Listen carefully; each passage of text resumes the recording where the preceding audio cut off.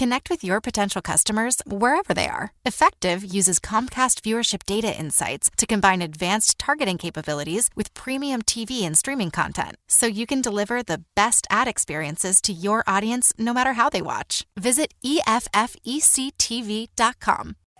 Oscast.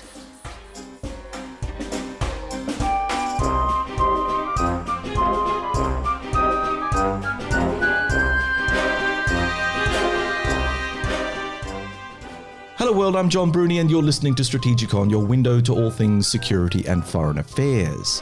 Apologies for the delay in getting back to our audience. The reason for our temporary absence from podcasting was to do with finishing off our research report on the power dynamics of the Indo-Pacific, which we completed earlier this month after some 13 months of hard slog by the SAGE International Australia team. So today we'll be talking to you about this report. What were our findings, what are our recommendations, and what this means for Australia as the Morrison government charts its way through the rough waters of the Indo-Pacific region. Joining us in the studio today, and yes, we are physically podcasting from the Oscast studio in Pirie Street for the first time since the COVID outbreak in February, is co-host and collaborator David Olney. Greetings, hello, and welcome back. And also fellow collaborators Purnendra Jain, now Emeritus Professor Jain. Hi, John. Thank you. And producer Tim Whiffen. Thank you for having me. Gentlemen, welcome back to STRATEGIKON. So perhaps we'll start off by discussing what our report said in terms of the machinations of great power competition. David, I see that you're itching to say something. Say it. Oh no, how do I summarize 85,000 words in the first 30 seconds? Okay, great power competition in the Indo-Pacific. I suppose the most important thing we could say we found is that, of course, there is great power competition. And of course, the great powers are wrapped up in their competition. But what was more interesting was small and medium states are wrapped up in trying to get their own positive outcomes while avoiding being in the way of the great power competition.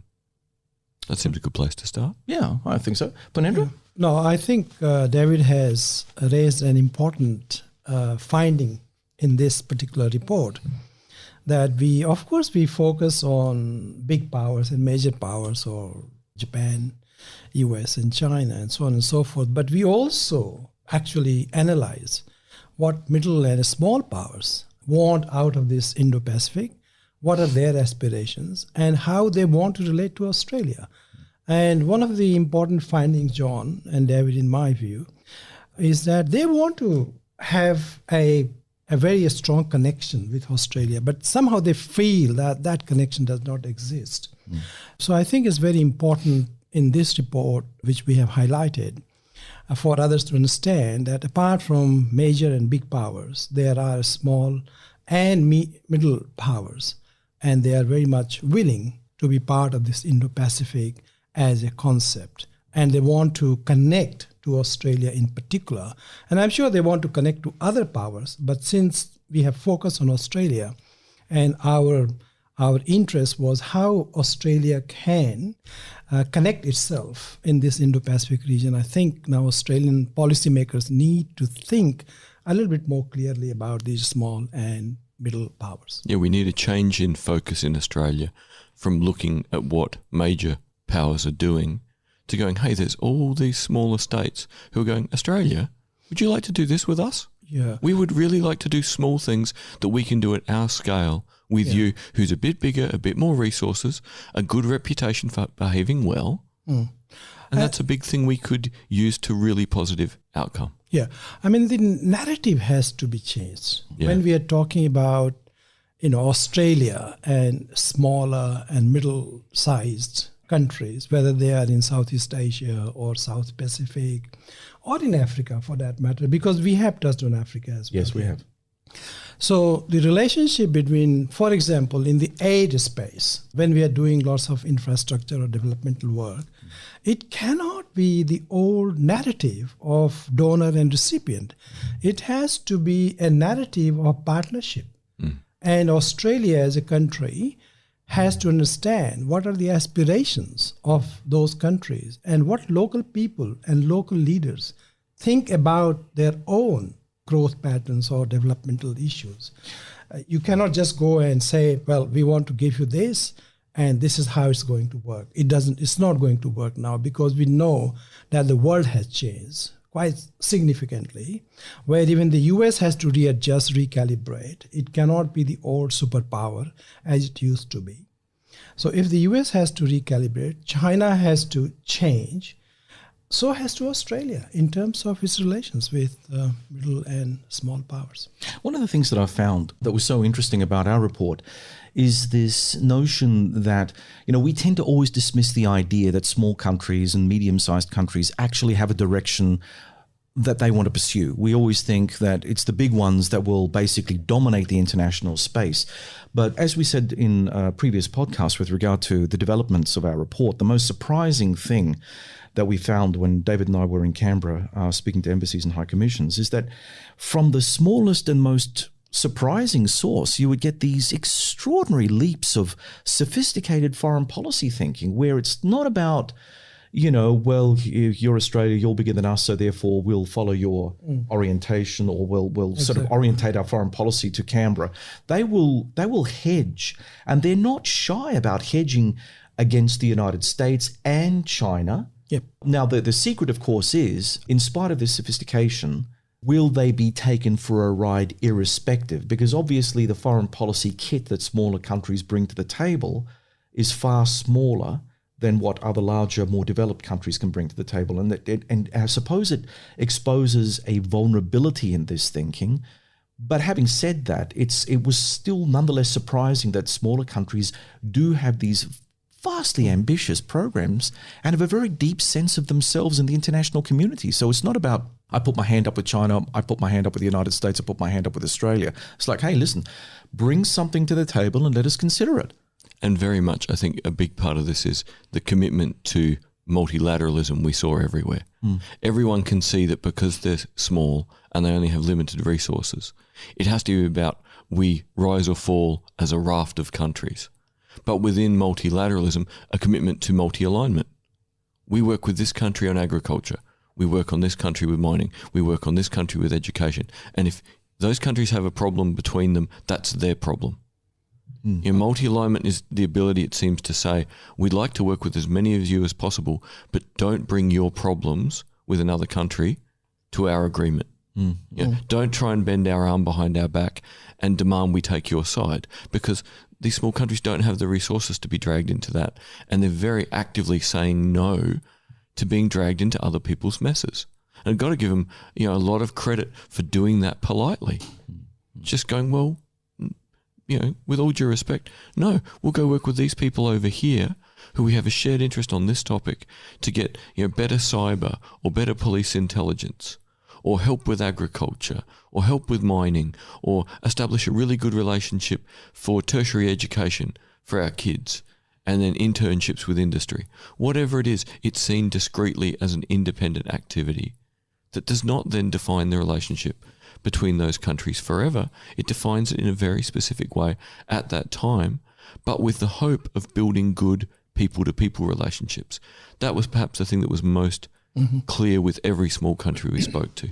People-to-people relationships are more important than anything else to them. One of the things that I'd like to return to with regard to what Purnendra said on aid, when David and I went to Canberra, the one clear message that we got is that, it's not about dropping bundles of cash on our doorstep. We want stuff. But you see, we've got treasuries in the West who are responsible for cash that goes into the aid budget, and so therefore we see things from a delivery of cash perspective as opposed to a delivery of aid perspective.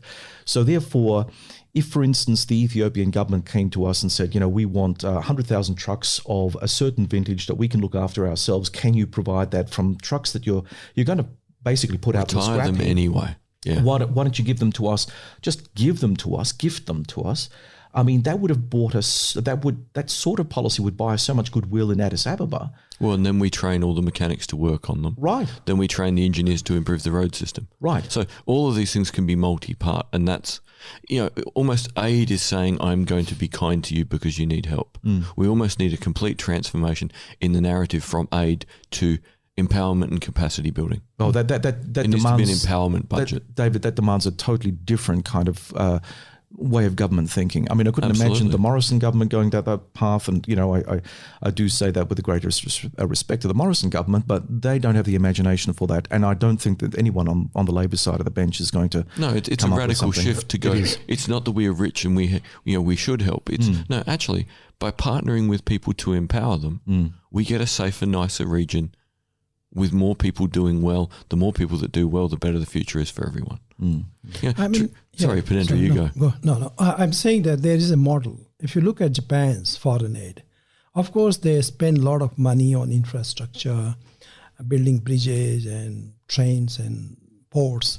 But they also have got that component, John, about which you talked, that if a country needs a hospital and they don't have CT scan machines or other kinds of sophisticated machines, Japan does provide those things. And it's just not providing those machines because they don't know how to use them. Correct. So they train those people. So they send their own doctors and technicians to those countries, or invite doctors and technicians from those countries to Japan to train them to make sure that they know how to operate those machines. So there is a model. We need to be a little bit more open-minded and look at what others are doing, especially in the region. Look at Japan, what Japan is doing or what South Koreans are doing, in fact. Well, really, we need to partner with them because South Korea or Japan can build the technology. We've got the education system teaching in English. You put the two together, both of our aid budgets are more manageable and the outcome's much bigger. And I think the Australian taxpayer, for instance, won't get so put out of joint. I mean, aid has always been a very controversial issue here in Australia. I don't think it is controversial. It's controversial with politicians. Well, it is. But most Australians, once they've travelled overseas, realise the positives that could happen from helping your neighbours. I don't think the average Australian has a problem. I think our governments have a problem on both sides of the aisle. Our governments, our political parties, certainly, because they all think that, you know, if they show fiscal responsibility and the aid budget is this much of the Australian economy, then somehow, you know, they're doing the right thing by Australia and they're being as generous as the Australian government under a monetarist policy can be to you know, the poor and benighted people of planet Earth. I mean, you know, with that sort of benevolent rubbish that they put on. It is the wrong attitude, but unfortunately, it is what we're saddled with at the moment. Yeah, I think it can only be a problem if that kind of revolution in thinking only happens with aid, right? Because then you're going to have citizens of Australia. I don't think it's necessarily just a political issue. I think you're going to have citizens of Australia who are finding it tough, and then if a radical shift happens in government and it's not for people in Australia, then that's going to rustle some feathers, I think, on the population. I don't know, that's projection, but... Okay, let's look at this summer. We're going into summer in Australia. We haven't had workers from the Pacific in large numbers like normal working in Australia. So our food prices are going to be astronomical this summer. And that's because we don't have people here earning money to send home and help at home and helping our economy work. So it's about time, I think, that Australia actually understands our interconnectedness is actually what makes us function. And you take away our interconnectedness with regional populations and half of our crops are going to rot in the fields. Yeah, I think you have a point, David. What I feel that the government has to articulate its policy. What is why aid is important, right? I mean, as David said, that, well, people who have traveled overseas, they know that how important it is to connect with those communities. And Tim has made that point as well. So I think it's not people here will react negatively. They need a better explanation. So it's government job to give that explanation clearly, how this is in our interest. Because governments are always talking about national interest, right? But how this is in our interest for people, or for the people of Australia and for the people where we are going and doing things. When you have a very poor basis for strategic communication, in terms of how politicians relate complex issues to the general public, you've already got a problem just there, which is unfortunate. That's where reports like Leads ours up are to so their important. Exactly. Because they're not going to come up with a new language on their own. So a very important part of our thing is not just to put the ideas forward, but to put forward the better language. Yeah, correct. So this is why we had such a consistent focus on human and societal security throughout the report. Because these are our modern ideas of security that are about the well-being of people. And in the well-being of people, you get the well-being of nations and you get regional stability. Yeah. So start from fundamental building blocks of language and concepts that can be explained, can be grasped, and can underpin a better conception of how to work for a plus-sum game in the region. I mean, in the report, we also have a recommendation about education. Yeah. And we very clearly say that, Australian education overseas is perceived as a commercial activity. Right? So can we get out of this and do something which is more perceived as partnership and People also to people. training people Yeah, who exactly. really need those kinds of training programs and not just make it a commercial activity. So I think that in our report, that's a very, very important point. And I was quite happy that we included that point because very often in these kinds of reports, when they do a strategic implications, they forget about these things. So I'm very happy that we have highlighted that educational. Your use of language around multi-alignment suggests a kind of clinical approach that countries have to one another where it is more of a commercial kind of thing. It's not necessarily that there's any kind of friendship there. Alignment is not the same kind of word as partnership in that sense. But we need to go with the language that exists.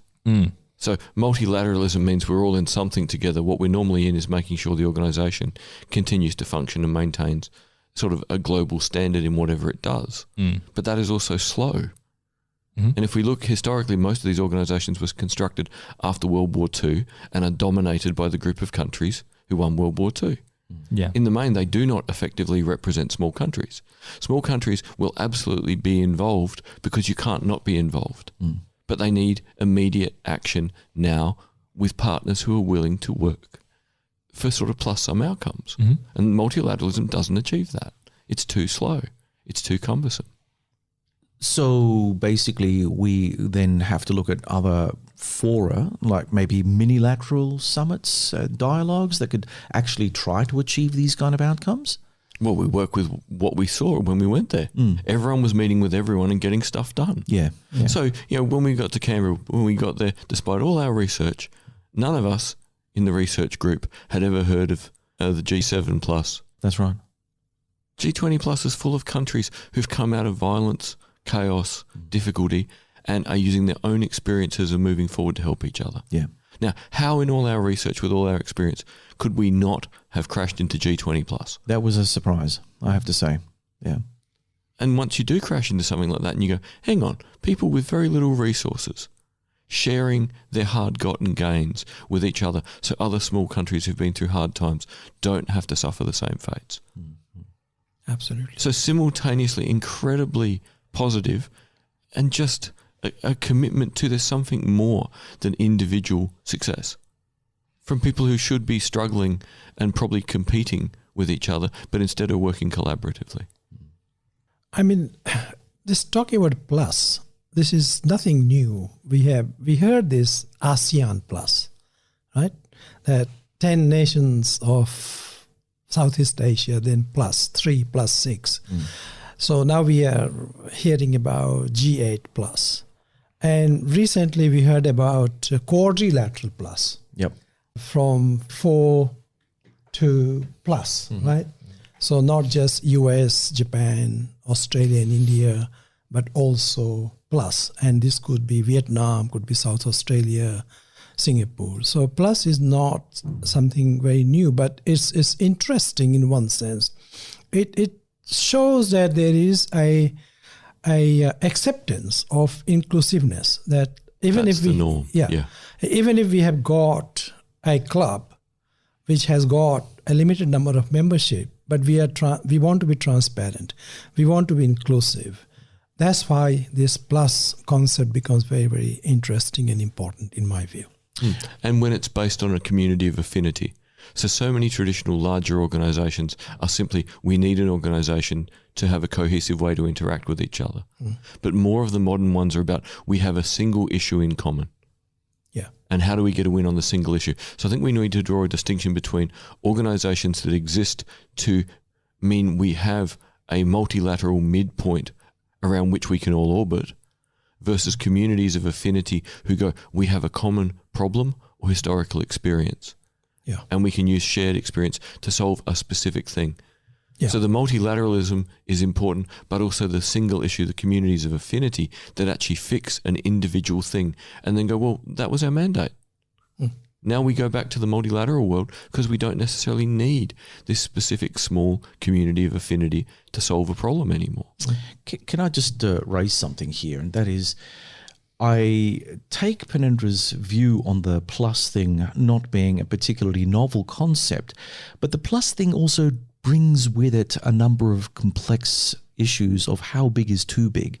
Because there is an organizational sort of situation where when you grow something too big, then it becomes unwieldy. And arguably the ASEAN +6 is a very good case in point, where yes, the well-meaning countries of ASEAN come together and then they invite various other outside organizations, usually the great powers, to the table. And of course, once that happens, you're literally opening up everything to great power intervention and interference. So the very notion of the plus then becomes corrupted by the very thing that you were hoping to control, which you really can't control, and that is the self-interest of the great powers who have now come to the table and are starting to play the whole divide and rule kind of situation, you know, in their respective sense. Particularly where they have too much power in the multilateral organisation, because they were there at the founding and funded the founding. Correct. So we get all sorts of distinctions here between multilateralism versus, you know, an issue that everyone wants to work on who's got common experience. Right. We get the difference between historical things dominated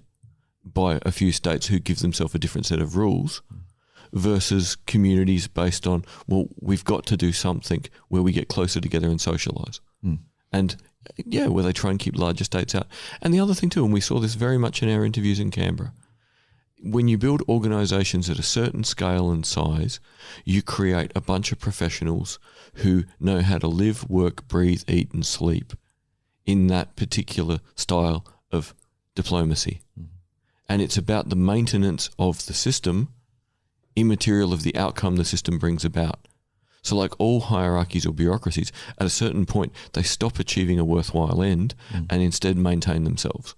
And we saw some wonderful examples in our research of organisations who spend more time maintaining themselves versus organisations who spend their time trying to get outcomes and try not to let the bureaucracy or hierarchy become the point of the process. Hold that thought.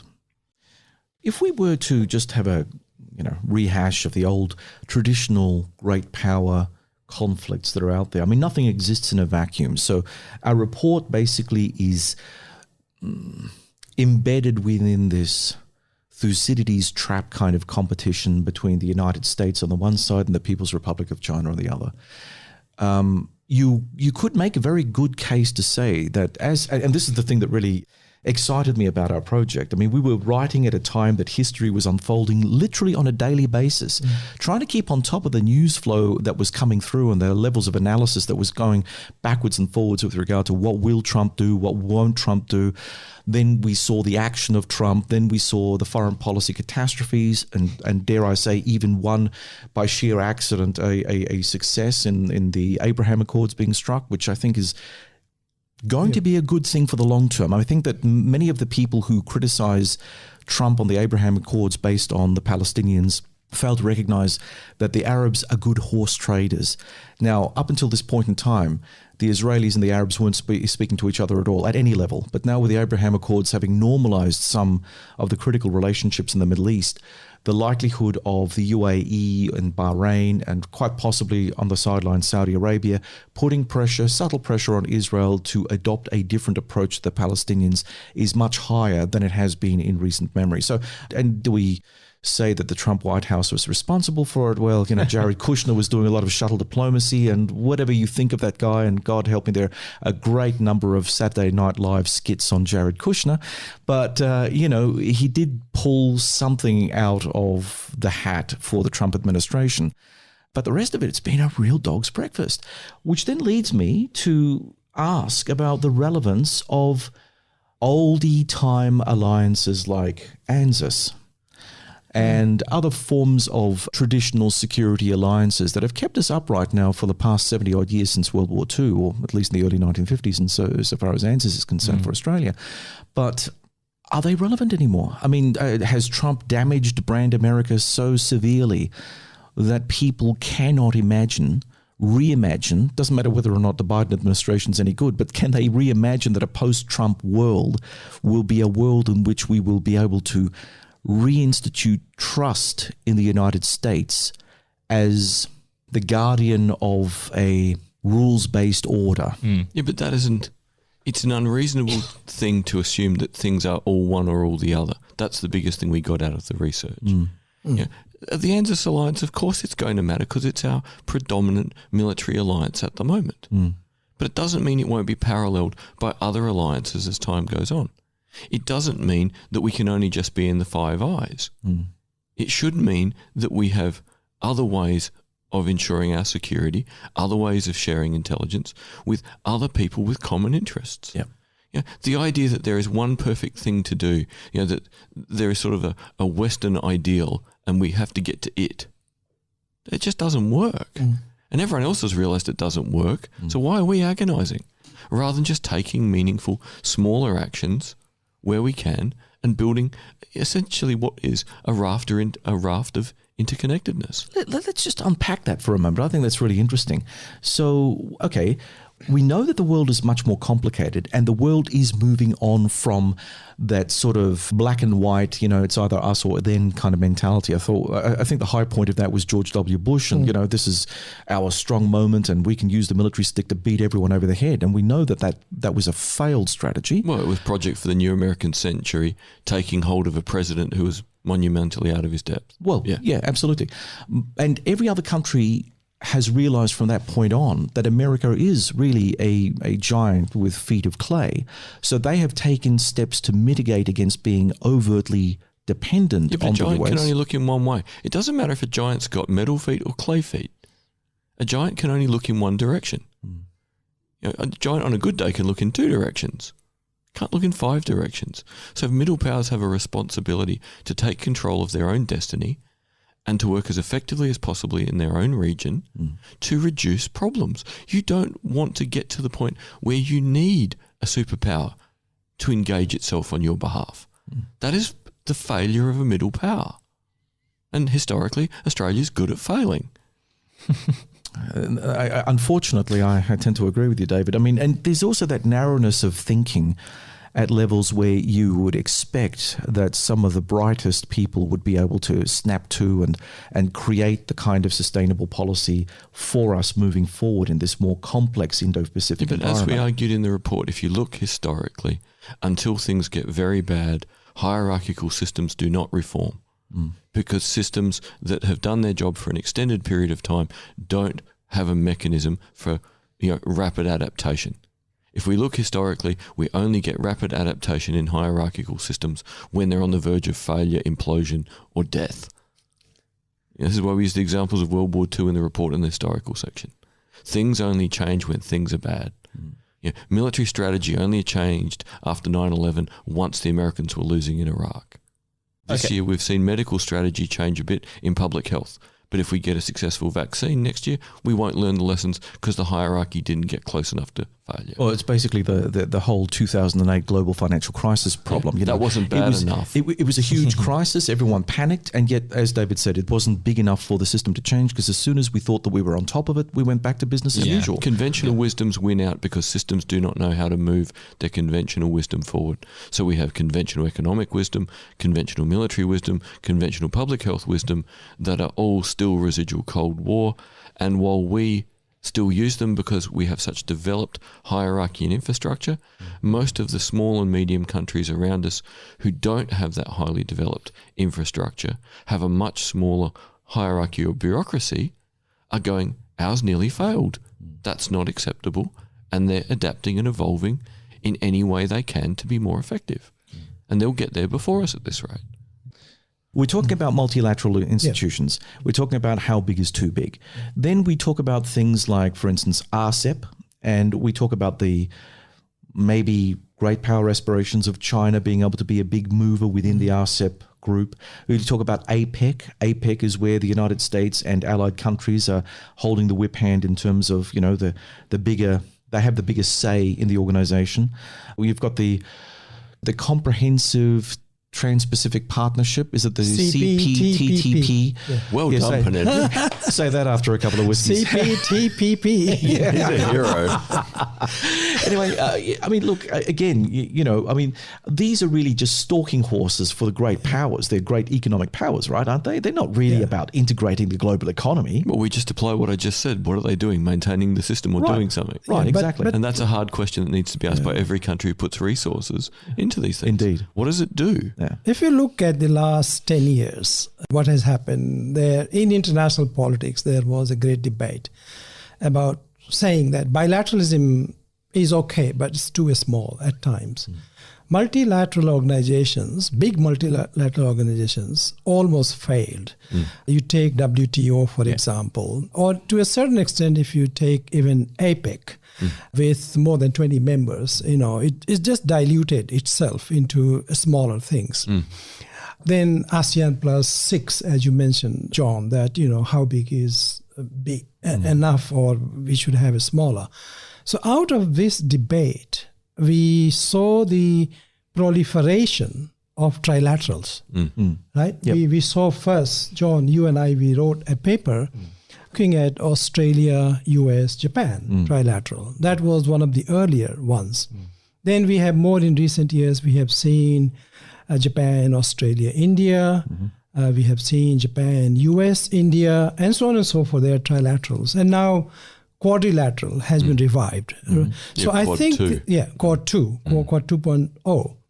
So there has been a debate as to how big is big enough and how small is small enough, and whether they are We're in the effective. Goldilocks zone. It's all about That's the right. temperature of porridge. Temperature. So you have to reach that balance in a sense, as David mentioned about Goldilocks, right?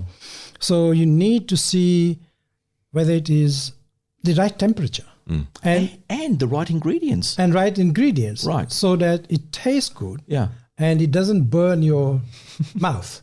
So that's why all these trilateral, quadrilateral, and even bilateral security relationships, they have got some value behind it. We cannot just throw the baby with the water. So we need to make sure that these organizations or institutions are not perceived, and they don't behave like that they are exclusive. No, they're always open to one more participant, but only if they can work effectively still. There has to be that sort of sense of standardization, otherwise the thing won't work. Yes, right. that's And right. Australia as a middle power Yes. has the perfect amount of resources to be part of these smaller but effective organisations. We're big enough to be useful, but not big enough to dominate, which means we should be in as many of these small and interesting get an outcome arrangements as we can safely manage. Well, it's interesting. We were talking about the trilaterals, and I think, again, from one of the things that we've put forward within our report is a potential trilateral between the UK, Japan, and Australia for similar reasons. All of them are US allies, treaty allies. All of them have, up until this point in time, been extremely, if not exclusively, dependent on the US security guarantees, which, of course, now through the Trump administration, but obviously this all predates Trump too, countries have become a little bit more reticent about putting all their eggs in the one basket. So when you've got a bunch of middle powers that all seem to be democracies, rule of law, international rules-based order, human rights are central to everything the three countries try and do. There are so many points of affinity. Why wouldn't we try and make it work? Exactly. And then we counter that with the Quad 2.0, which it's an interesting one because it raises more questions than it answers. Now, you've got a power like India, which is the world's largest democracy, but it has so many of its own peculiar and I mean that in the nicest possible way, but its own unique, maybe it's a better word, a unique philosophy in how it stands with the rest of the world in terms of strategic autonomy. It has its relations with Russia. It has a whole heap of things. It's got to make peace with China in a different way to us. Exactly. And this is the funny thing. I mean, in terms of the longevity of something like the Quad, you have to question what are the non-Indian countries thinking about the Quad? Well, the obvious thing is that we want to use India as a bulwark against China. Or more importantly, we want to facilitate faster development for them to a point of stabilising so many things they're trying to improve. So if we talk about a community of affinity between, Japan, Australia, UK, really to bring India into a mix like that is saying in so many ways there is affinity. They're just not at the point of it all being stabilised necessarily. Yep. So there's either affinity of where we're at now or affinity of where we'd like other states to be and where they're heading. Yeah. So that it makes it harder if they're not there yet, but they're certainly heading there. I mean, India is sometimes, it displays hesitancy on the one hand. On the other, India is very willing to partner with the US. India is very willing to partner with Japan. India is very willing to partner with Australia. At the same time, India partners with China and Russia. And that's an important point to realize, because it's the home of multi-alignment after all. So so they are in the Shanghai Cooperation Organization, they are in BRICS, they are in RIC, or Russia, India, China, trilateral. So for India, the foreign policy landscape is very complicated. Russia has been its traditional partner since the Cold War period, and India has not dumped Russia in any way. The relationship might have weakened a little bit, but still India relates to those countries because India's geography, its territoriality, they are very different from Australia, for example, to a certain extent from Japan. And India is not in a military alliance with the US, right, as Australia or Japan are. Correct. So we need to understand those complexities and why India consciously and deliberately has chosen the path of what it calls a strategic autonomy. That is, okay, we will cooperate with this group of people, but we also want to keep our doors open to other group of people. And we need to learn that the Western idea of saying you're either with us on everything or on nothing is delusional. Yeah, India doesn't want to face that choice which very often we talk in Australia between the US and China. What is your choice? For India, that's not a question. Which leads to the ultimate complexity. Now, I suppose in a way you could look at modern India as going through its issue with strategic autonomy and collaboration with elements of the American alliance in the same way as you could possibly look at US isolationism back in the 1920s, where there's that cultural shift in Washington that after World War II, the Americans had the world at their feet. What are they going to do? They're going to exploit the hell out of it. Now, India at the point hasn't actually reached a point where it can make a decision to become a treaty partner of the United States or to openly ally with, say, Australia or Japan because of its other pressing international relations with China and Russia and so on and so forth. So again, there's not that either or situation. Do you think that the more India becomes normalized to Western strategic culture, that there will be that tipping point and that a future Indian government may think, well, we're in bed with these guys now, and Russia, well, what do they bring to the table except a bit of support for some legacy Russian military systems and aerospace systems, which we can now get from Japan or we can get from the United States? It will. You may be right, John. Look, for example, India for the last 5 years was resisting Australia's participation in the Malabar exercise. Now, with the June 2020 border skirmish with China, India came to that position that, okay, let's have Australia as part of that Malabar exercise. And that tells us something that if, as you are saying, that there might be a tipping point, and if that tipping point arrives, India will have to choose to a certain extent which way it wants to turn. And we have seen this June 2020 India-China border skirmish that has resulted in India tipping a little bit towards this Quad and bringing Australia together. So that's a very valid point. We need to keep watching what India is doing and which way it's going to go. But in to the also future. accept that their default position is to not surrender their autonomy. Yeah. Whereas Australia's historical position is to put its autonomy behind a big friend as fast as humanly possible. It's a totally different underpinning logic. It's hard to compare, David, in my view, Australia's position with India. Yeah, but I mean in terms of the strategic culture. The group of people making a decision in India, autonomy is deeply ingrained in their decision making and their education to be, a strategic operator on behalf of India. Yeah, in more recent times, I think, to be fair, the Australian foreign minister and even our prime minister, they have made that point to a certain extent very clearly. They have stated that we are not always with the United States for everything. So Australia has its own interests. When Morrison was talking with this British Exchange think tank, gave a lecture, he made it very clear that, look, he was giving a message to China that, look, don't think that we treat you as our enemy. We have got partnership and let's think about these things. So I think the language of engagement, the language of partnership is changing, and it will change, and it has to change. But more importantly, the moment all we have is new words, we don't yet have them reflected in bureaucracy, hierarchy, or behaviour. And that's what we need to see now. The language changed, from March 2020 onwards. Yeah. Now show us the behavioural change, because culturally you can change your words, but will you change your behaviour? And that's the critical next step for Australia. It takes time. Yeah, David. and that's the point. It takes time. Yeah, but that's the point, is to say, okay, you've shown us the language, now show us the change in behaviour. In public policy or in public administration, bureaucratic inertia has been the narrative that bureaucrats, they don't want to change things, right? So unless there is political leadership, it's not their job to change. It's not it. their job to change. So somebody has to.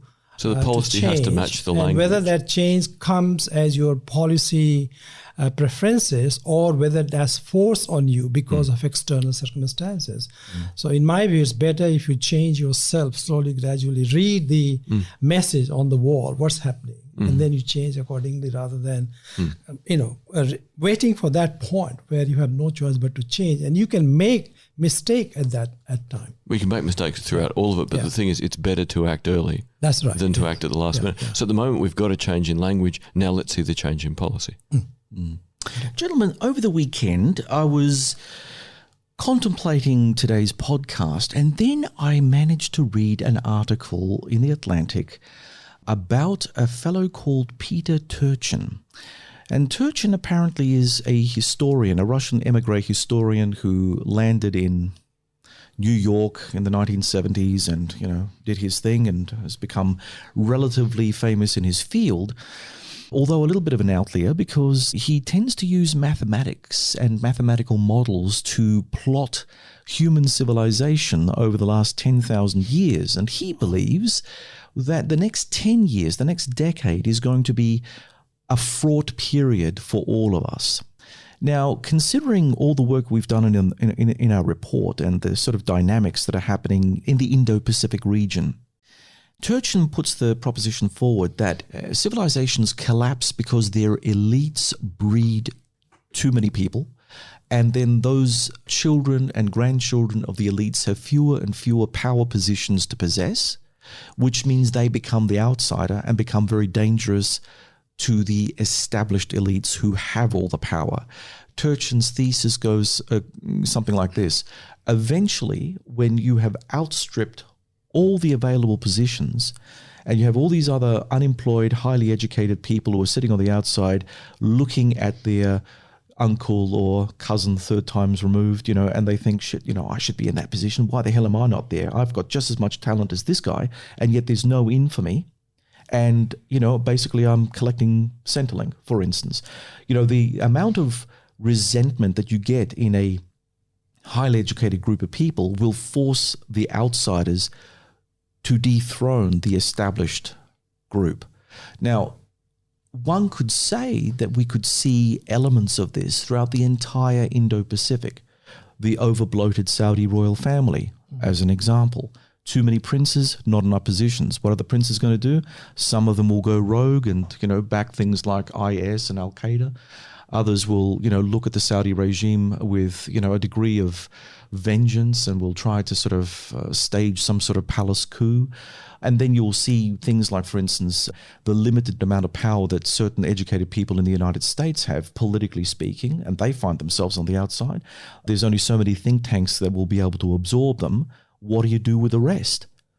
I think it's a very interesting thing, and I think that considering all the other pressures that are placed on Indo-Pacific countries, whether large, small, or medium-sized, is Turchin's argument something that we ought to be worried about? I can only think about India at this stage.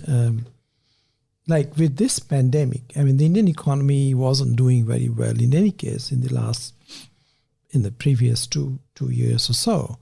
Now with the pandemic, the economy has been very badly affected. And I read some stories every year from India, top class graduates from the Indian Institute of Technology, Indian Institute of Management. Even before they graduated, they were hired by multinational companies in the US or Europe or even in Australia. And more than 100,000 of them every year would migrate to those countries. This year, absolutely there is no hiring for them. Now, these are top class engineers, managers or future managers, but they don't have a job to go. So what's their future? What's their option? That's a big question. So that relates to your question. I don't know much about the US, what's happening there, but in terms of India. Let's take the historical thing here, because it sort of adds something to this. Historically, what we see is that a progressive group, if they can't leave, will eventually take power. You do get a power transition within a population. So in Gramscian terms, you move from your hegemonic elite to your counter-hegemonic elite. But what we see, particularly during the 20th century, is the counter-hegemonic elite don't stick around. They leave and go somewhere nice and democratic. They go to the US, the UK, Australia, Canada, Western Europe. What COVID has essentially done is, as you just pointed out with India, Purnendra, these kids who would have gone and become American Indian and had divided loyalty, but lived in America and not transformed India. Yeah. Now, if it's a couple of years they're stuck there, well, maybe they get married, they find a first job. By the time they're settled, even when things get better, they don't leave. Yeah. So for the first time in a long time, you've potentially got a counter-hegemonic elite growing within multiple countries, and they weren't exported. And that makes them more dangerous to regimes. So ironically, we see how hard at the moment Russia and China are working to discredit democracy, in as many places as they can. It's their principal mission. Well, so they should, because their young elites who didn't want to be a part of authoritarian states used to historically do the same thing. I don't want to be part of this. I will leave and go somewhere that's already nice. Whereas we're back into the more conventional historical model now of you don't get to leave, so you either change where you are or get persecuted by the authoritarian system where you are. Either way, it brings social instability. I think the case of India will be an interesting one to watch in the future. It's still early days, right? So whether India still remains under this pandemic next year, whether things become better. At the moment, nothing is becoming better for India, either its economy or the situation of pandemic in India. But even if things get better in terms of the health issue, we have the other side, and that is at what rate does the economy improve, and can Europe, the US, Australia, Canada absorb the bright young things from the developing world? Yeah. Or do we, because our economy is not growing again yet, go, we don't need you, which means it doubles down on this potential counter-hegemonic elite in multiple countries going, well, if I have to stay here, I need this place to improve. Yeah. Which is a real danger. Now, in India, where it's democratic and there's rule of law and there's so many positive things, I can only imagine it making a better India. But the implications on China or Russia of these forces are very different. Well, I would also argue that archipelagic Southeast Asia has a lot of problems. I mean, the only Southeast Asian state that seems to be avoiding the worst of anything is Vietnam because of some very good management.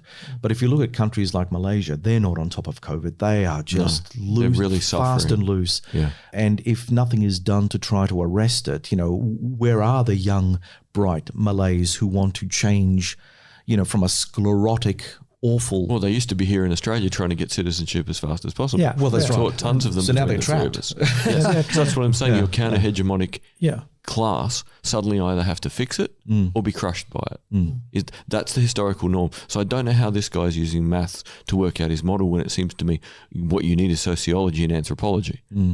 You get better answers with a better understanding of human behaviour than you will get from quantifying it. Well, he raised a couple of interesting points that, gave me some pause for thought when I was thinking, well, we're going to be doing our big splash today on our report. And this is obviously something that also needs to be considered, because if states now are too top heavy and can't manage the amount of elite people that they have produced, and they can't send them out, they can't do anything with them. And look, as opportunities dry up, people become desperate. We have now this mentality where we think that there's nothing more important than money, because that is the system that we grew up with. And unfortunately, as we judge ourselves and our status by how much money we earn, this puts pressure on those who are on the outside who think, you know what, I want a piece of that. And you know what, I'm going to put up my barricade and start throwing Molotov cocktails around so I can get it. Or I'm going to lynch a couple of politicians to make a point. Well, this is the historic norm. Yeah. So, this is the thing. Post-World War II world has been weird. The modern West is weird. That wonderful thing of Western industrialized, educated, rich and democratic. Weird is weird. And things like COVID and the fact that the neoliberal economic world is wheezing its way to something, either death or transformation probably, these are big problems. Yeah. And we are in the midst of it as this country with, we are one of the best examples of weird in the world. We double down on all the things that make weird weird. And we are confused in that we believe the rest of the world is like us, wants to be like us, and wants to end in the same place. They don't. They have very clear ideas of what they want to achieve, how they want to achieve it, and they'll work with us, but they don't want to be us. I think is a key lesson for Australia to realise. Well, everyone, that's a wrap. Thanks, Purnendra, David and Tim, for sharing your insights on Strategikon. Thank you. And to our audience, thanks for listening. We hope that you'll join us for our next exciting adventure through the world of geopolitics. Remember that you can subscribe to the audio version of Strategikon through the Ozcast Network, iTunes, Stitcher, TuneIn and Spotify. And please like us on the Sage International Australia Facebook site and follow us on Twitter. We appreciate your support. You can also watch our podcasts on video on the Strategikon Raw YouTube channel, easily accessed by clicking on the link provided on our website. Also, please comment on any of our articles and podcasts through Facebook, LinkedIn, Twitter, and of course on the Sage International Australia site. We welcome any constructive feedback that can help improve our products, and we look forward to engaging with our followers. If you would like to support Strategikon, remember to check out our merch page.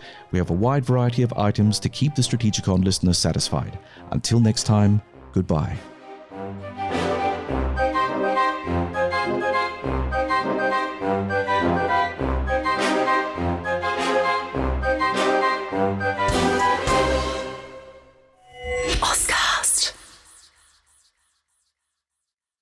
Connect with your potential customers wherever they are. Effective uses Comcast viewership data insights to combine advanced targeting capabilities with premium TV and streaming content, so you can deliver the best ad experiences to your audience no matter how they watch. Visit EFFECTV.com.